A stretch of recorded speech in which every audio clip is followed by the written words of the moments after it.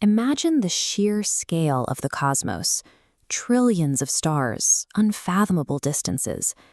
Now, imagine the architect of all that vastness deciding to shrink down and pack himself into the biological confines of a single dividing cell. For skeptics like Richard Dawkins, this is where the narrative breaks down. He looks at this claim and asks why an infinitely transcendent being would take a specific interest in the behaviors of one primate species at one precise moment in human history. To the secular mind, it looks entirely backward. You have the ultimate creator of the universe getting entangled in the localized, messy political affairs of a tiny planet. It pushes against our basic sense of scale. For a rational, scientific mind, this specific biological claim creates an absolute impasse that logic alone cannot seem to bridge. Modern science operates on a specific rule of evidence. If you cannot explain the mechanics of how something happened, believing in it is often categorized as irrational. Mathematician and philosopher John Lennox walked right into the center of this tension when he arrived at Oxford to deliver a lecture on the big questions of God and science. He was stepping onto highly empirical ground. The room was filled with 500 or 600 of the world's top physicists, experts trained to value data and mechanical proof above all else. After the lecture, a sharp Oxford physics professor approached Lennox. He was friendly, but he had identified what he saw as a structural flaw in his worldview. The professor noted that Lennox's Christian faith absolutely obliged him to believe in the Incarnation, the event where God became human. The professor demanded a mechanical explanation. He wanted to know exactly how a transcendent being physically transitions into biological matter.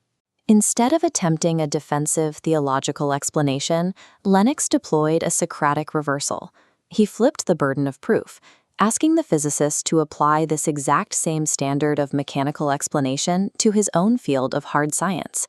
Lennox proposed a quid pro quo and asked the physicist what seemed like a simpler question. Tell me what consciousness is. There was a dead silence. The professor eventually admitted that he didn't actually know. Lennox pivoted to a concept at the very center of the physicist's work. He asked, "What is energy?" The professor gave a practical answer.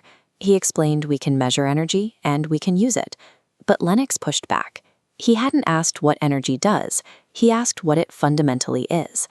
Backed by the work of Richard Friedman, the physicist conceded the point. Modern science does not actually know what energy is in its essence. The physicist was at a crossroads. He had just admitted that the foundations of his own discipline rested on realities he could not mechanically explain.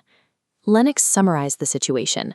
The physicist didn't know the essence of consciousness or energy, yet he still believed in them. The physicist agreed, leading Lennox to a more foundational question: why? This is explanatory power. As these data points snap together, the physicist realizes he accepts energy and consciousness because they make sense of the universe. If a concept makes reality intelligible, belief becomes logical, even when internal mechanics remain hidden. This realization bridges the gap between the lab and the cathedral. If a physicist is rational to rely on energy in his lab, a force he can measure but not fundamentally define, then the same logic applies to the Christian who trusts in the Incarnation. In both cases, the reality is accepted because it makes the rest of the world make sense.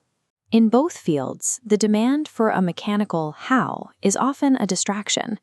When a concept explains why the world is the way it is, the absence of a physical blueprint doesn't make the belief irrational. We are justified in believing in extraordinary things, from the invisible force of energy to the transcendence of God becoming human, because the mystery of how it happens is answered by the clarity of why it is true.